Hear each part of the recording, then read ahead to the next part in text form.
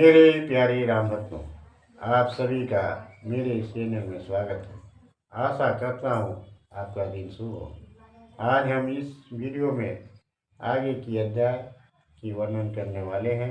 शुरू करने से पहले मैं ये बताना चाहता हूँ कि यह रामायण 1967 ईस्वी श्रीमद् गोस्वामी तुलसीदास कृत द्वारा वर्णन किया गया है।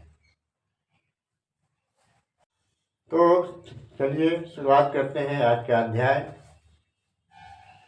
श्री रामायण जही घर माही, भूत प्रेत तह भूली न जाही, नहीं गति तह दरिद्रहु कैरी, तह श्री महावीर की फेरी। जिस घर में रामायण रहती है, भूल कर भी भूत प्रेत पिशाच आदि नहीं जाते, दरिद्रता का भी प्रवेश नहीं होता, क्योंकि उस स्थान में श्री महावीर का फेरा रहता है, यानी हनुमान जी का फेरा रहता है। अंत्र मंत्र सगुनौति जयति, रामायण मह जानिए तेति, प्रीति करे रामायण माही, तेहि सम भाग्यवंत कोई नाही। जितने अंत्र मंत्र तंत्र है, उन सबको रामायण के अंतर्गत जानिए। जो मनुष्य रामायण में प्रेम रखता है, उसके समान कोई भाग्यवान नहीं है। दोहा, रामायण सम नाहि को, सब उपमा उपमय, उपमा भाषा और की, कैसे को कवि दे।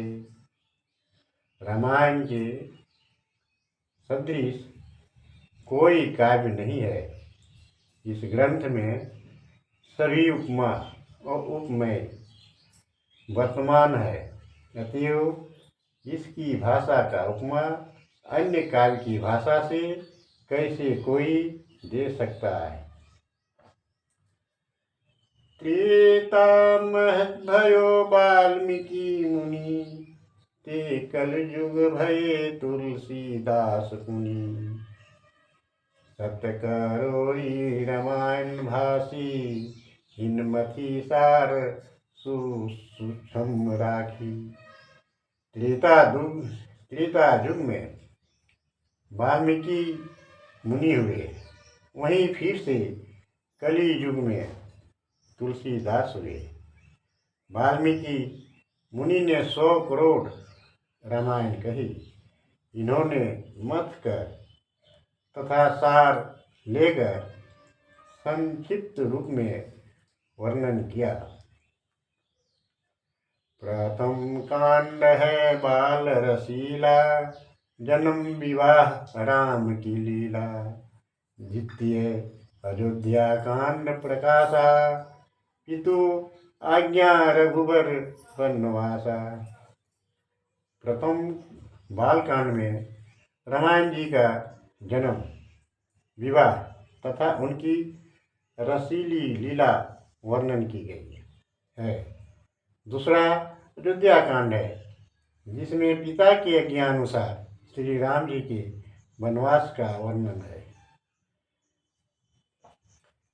पुण्यरण्य किष्किंधा भास्यो, तह सुग्रीव शरण मह राखियो।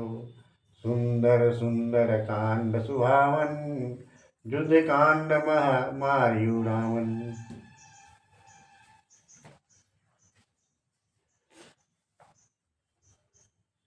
इसके बाद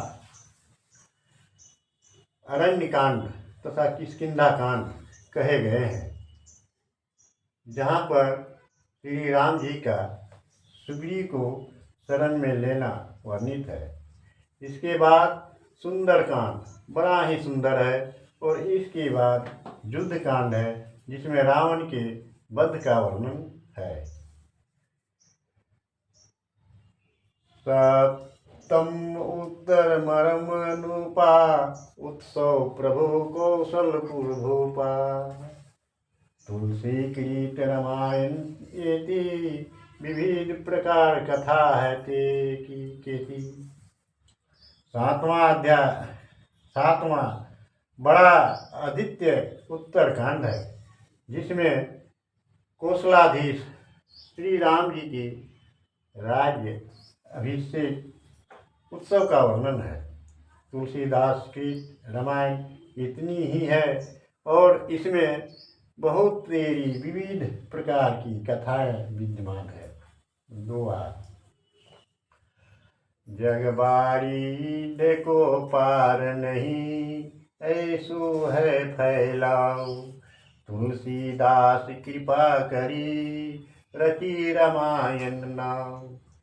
संसार भी समुद्र ऐसा विस्तृत है कि इसका वारा पार नहीं है। तुलसीदास जी ने कृपा करके इस भव सागर को पार करने के लिए रामायण रूपी नाव का निर्माण कर दिया है।